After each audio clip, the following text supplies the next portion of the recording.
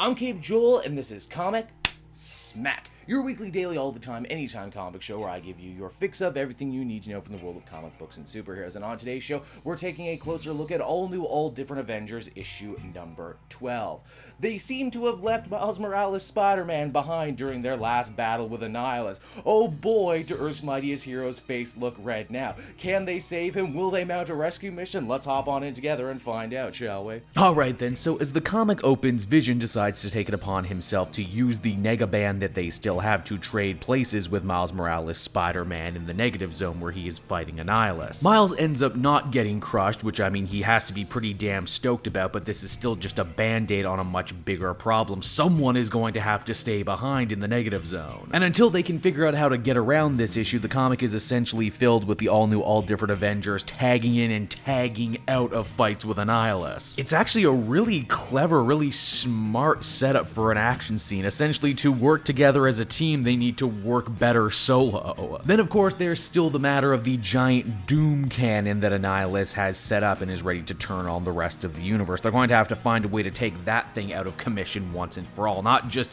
damage it, actually make it so it can't be rebuilt. Now back on Earth, we actually get a pretty compelling little B story involving Nadia Pym, the all-new Wasp, and Janet Van Dyne, the all-older Wasp. Now you would think, being the Russian bastard daughter of a man who she had a, let's call it, very complicated relationship with, Hank Pym, you'd think that, Janet would treat this girl poorly, only she doesn't. She actually treats her to an awesome American day. They get ice cream, they go shopping, they talk about stuff. In fact, Janet is actually kind of touched that someone would want to take up her mantle. Again, someone who wants to take up her mantle who's not crazy Hank Pym in the middle of a meltdown. I know Nadia is going to be getting a solo book soon enough, and she'll also be joining the new Avengers team once that one gets rolling. I hope Janet sticks around as kind of a guide and mentor. Now, back with the all-new, all-different Avengers, they hit upon the idea that if Kamala Khan can use her stretching powers to get down really small, then she can destroy the cannon from the inside out. She can get inside the machine just fine, but once she's inside, well, that's a completely different story altogether, and it's here that Sam, who feels absolutely terrible that he got his friends and teammates embroiled in this situation, all for the sake of trying to find his father,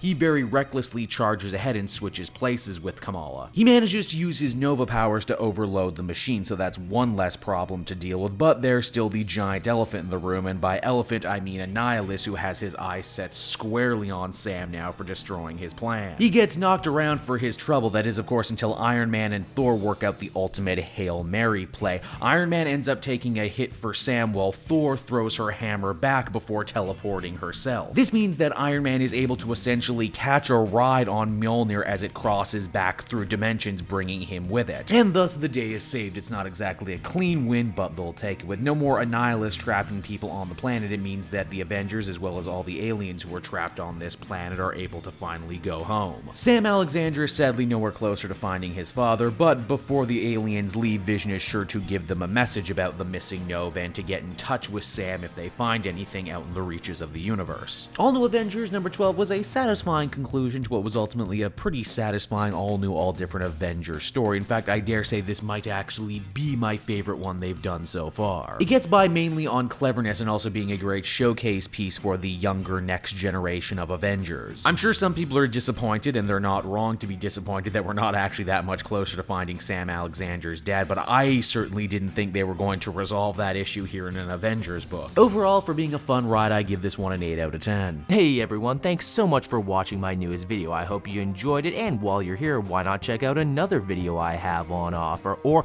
maybe if you're feeling in a supportive mood, you want to like or subscribe. And if you want to support the creation of more videos just like this one, then please by all means check out the Cape Joel Patreon. A little bit goes a very long way, and I will see you all next time.